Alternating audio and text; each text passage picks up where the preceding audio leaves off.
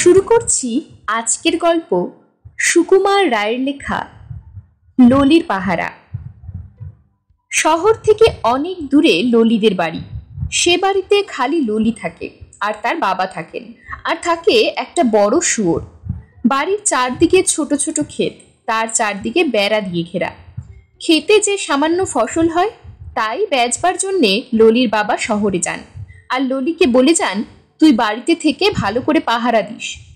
ললি বাড়িতেই থাকে, কিন্তু পাহারা দেয় বিছানায় শুয়ে চোখ বুজে নাক ডাকিয়ে।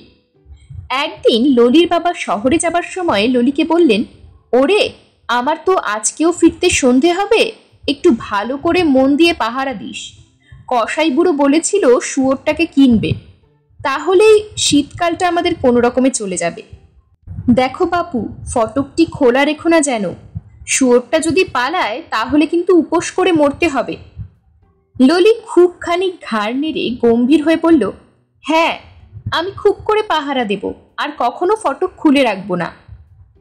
ললির বাবা চললেন শহরের দিকে, আর ললি একটা খড়ের গাদার উপরে বসে পাহারা দিতে লাগলো। বড় শুয়োরটা শুয়ে শুয়ে ঘোত ঘোত করে নাক ডাকছে। তাই শুনতে শুনতে ললিও কখন যে চোখ বুজে শুয়ে ঘুমিয়ে পড়েছে তা সে নিজেও টের পায়নি। হঠাৎ সে কেমন যেন চমকে উঠল। বাবার কথাগুলো তার মনে পড়ল। সর্বনাশ, শুয়োর যদি পালায় তবে এবার দুজনকেই উপোস থাকতে হবে। সে কান পেতে শুনল শুয়োরের ঘোত ঘোত শব্দ শোনা যাচ্ছে না। সে রাস্তার দিকে তাকিয়ে দেখল ফটকের দরজা খোলা। ভয়ে অমন শীতের মধ্যেও ললির গা বেয়ে দরদর করে ঘাম ছুটতে লাগলো। ললি ভাবল হয়তো শুয়োরটা ঘরের মধ্যে গিয়ে ঢুকেছে, কিন্তু সমস্ত ঘরদোর খুঁজে কোথাও সেটাকে পাওয়া গেল না। তখন ললি পাগলের মতো রাস্তার দিকে ছুটে চলল, কিন্তু রাস্তায় গিয়ে দেখলো শুয়োর টুয়োর কোথাও কিছু নেই। খালি একটা বুড়ো ভিখিরি লাঠিতে ভর দিয়ে খুঁড়িয়ে খুঁড়িয়ে চলছে। তখন ললি আবার বাড়ির মধ্যে দৌড়ে গেল। সে বিছানার তলায় ঢুকে দেখল, মাচার উপরে চড়ে দেখল, প্রকাণ্ড জ্বালাটার ভেতরে হাত দিয়ে দেখল, সমস্ত টেবিল চেয়ার ঝেড়ে ঝেড়ে দেখল, মই দিয়ে বাড়ির চালায় উঠে দেখল, শুয়োর কোথাও নেই। ললি কাদো কাদো হয়ে আবার রাস্তার দিকে ছুটল। রাস্তায় গিয়ে সে এদিকে ওদিকে, মাঠের দিকে, গাছের দিকে, নর্দমার দিকে, সব দিকে তাকিয়ে দেখল, শুয়োর কোথাও নেই। তখন ললি সত্যি সত্যি ভ্যাঁ করে কেঁদে ফেলল। সে কেঁদে উঠতেই তার মনে হলো কোথায় যেন শুয়োরটা ঘচ করে চেঁচিয়ে উঠল। ললি তখন কি করবে বুঝতে না পেরে সেই বুড়োর পেছন পেছন ছুটতে লাগলো আর কাঁদতে লাগলো, মশাই গো, আমাদের শুয়োরটা কোথায় গেল বলে দিন না মশাই। ললির কান্না দেখে বুড়োর হাসি পেয়ে গেল। সে বলল, কি বলছো কি, কার শুয়োর, কি হয়েছে?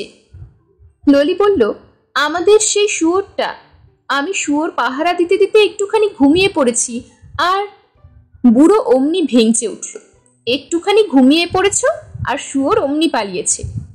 খুব পাহারাদার যা হোক। ললি ভেউ ভেউ করে কাঁদতে লাগলো, দোহাই মশাই, আমার শুয়োর কোথায় গেল বলে দিন। বুড়ো তখন রেগে বলল, ভারী তো একটা শুয়োর, তাই নিয়ে আবার এত ঘ্যান ঘ্যান, এ কিন্তু বাপু নেহাত বাড়াবাড়ি।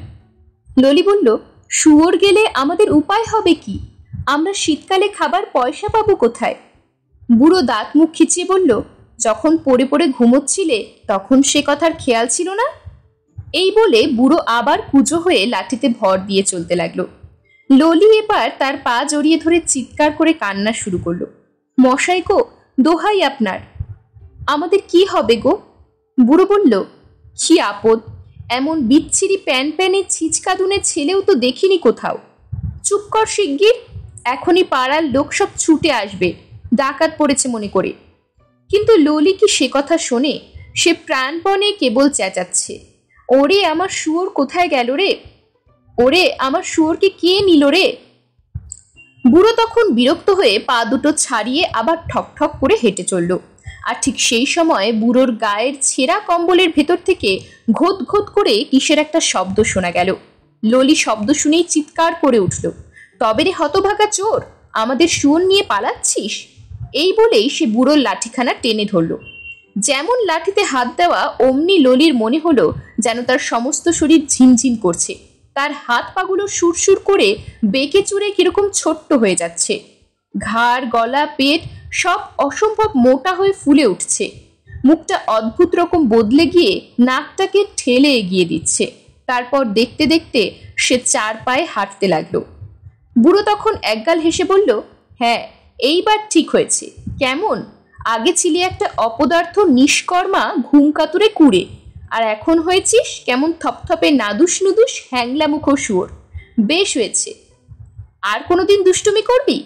আর কখনো বুড়ো মানুষকে চোর বলে ধরতে যাবি? যা, এইবার তোর খড়ের গাদায় গিয়ে শুয়ে থাক। তোর বাবা যখন ফিরে আসবে কসাই বুড়োকে নিয়ে, তখন দেখবে শুয়োরটা আছে, কিন্তু হতভাগা লক্ষ্মী ছাড়া ললিটা কোথায় পালিয়েছে। বুড়ো খুব একচোট হেসে নিয়ে খোঁড়াতে খোঁড়াতে চলে গেল। আর ললি রাস্তায় ধুলোয় পড়ে কাঁদতে কাঁদতে চোখের জলে ধুলো ভিজিয়ে কাদা করে ফেলল। ললি রাস্তায় পড়ে কাঁদছে। এমন সময় হঠাৎ কোত্থেকে একটা খেকি কুকুর ঘেউ ঘেউ করে তেড়ে আসলো। ললি বেচারা কি করে, সে এখন শুয়োর হয়ে গেছে। তাই সে তার ভুড়ো পেট নিয়ে ছোট ছোট 4টি পায়ে প্রাণপণে ছুটতে লাগলো। ছুটতে ছুটতে হাঁপাতে হাঁপাতে সে নিজেদের বাড়ির ফটকের সামনে এসেই এক দৌড়ে সেই খড়ের গাদার মধ্যে ঢুকে পড়ল। তারপর সে ঘোত করে শব্দ করল, অর্থাৎ বড্ড বেঁচে গিয়েছি। ললি খড়ের মধ্যে শুয়ে হাঁপাচ্ছে আর ভাবছে এখন কি করা যায়। এমন সময় হঠাৎ ভয়ে তার হাত পা আড়ষ্ট হয়ে গেল। তার মনে পড়ল তার বাবা তো সন্ধে হলেই কসাইকে নিয়ে বাড়ি ফিরবেন, আর তাকেই তো শুয়োর ভেবে কসাইয়ের কাছে বিক্রি করবেন। আর কসাই তাকে একবার পেলেই তো গলায় ছুরি বসিয়ে। ললি আর ভাবতে পারে না। সে শুয়োরের ভাষায় একেবারে বাপরে মারে গেছি গেছি বলে চিৎকার করে লাফিয়ে উঠল। সে ভাবল এই বেলা সময় থাকতে ছুটে পালাই, কিন্তু পালাবে কোথায়? ঠিক সেই সময় তার বাবা সেই কসাইকে নিয়ে ফটক দিয়ে ঢুকেছেন। ললির বাবা ঢুকেই এদিক ওদিক তাকিয়ে বললেন, দেখেছো, হতভাগা ছেলেটা ফটক খোলা রেখেই কোথায় সরে পড়েছে। শুয়োরটা যে পালায়নি, এই ভাগ্যি।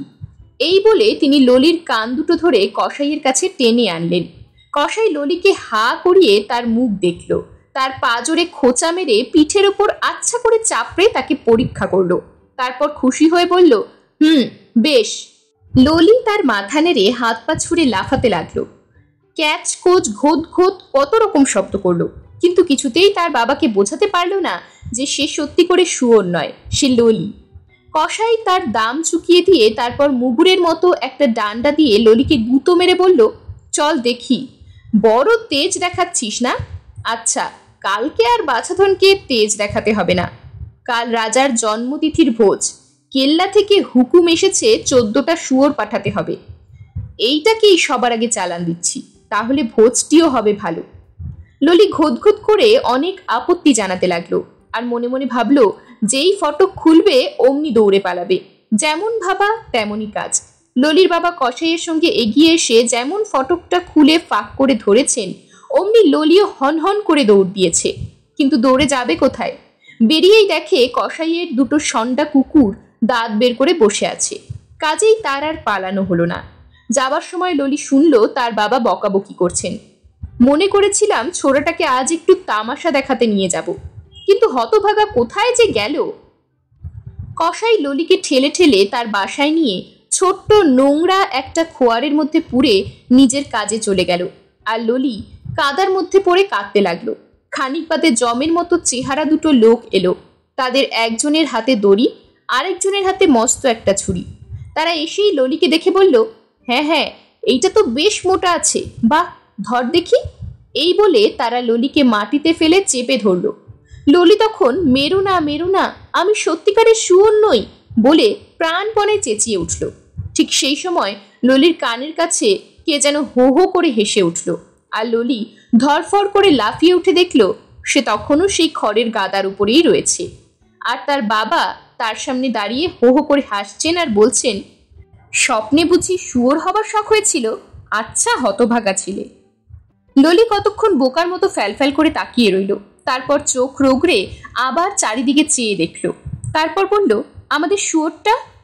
তার বাবা বললেন, ওই তো শুনছিস নে, ওই শোন। ললি শুনল শুয়োরটা দিব্যি আরামে ঘোত করে নাক ডাকছে। তখন ললি বলল, ভাগ্যিস পালায়নি। তার বাবা বললেন, তোমার মতো গুণধর ছেলেকে পাহারার ভার দিয়েছি, শুয়োর যে পালায়নি এ তো আমার আশ্চর্য ভাগ্য বলতে হবে। ললি বলল, এখন থেকে খুব ভালো করে পাহারা দেব, আর কখনো ফাঁকি দিয়ে ঘুমোবো না। এরকমই আরো সব গল্প পেতে চ্যানেলটিকে সাবস্ক্রাইব করে দেবেন। আর গল্পটি যদি ভালো লেগে থাকে তাহলে লাইক, শেয়ার আর কমেন্ট করে দেবেন।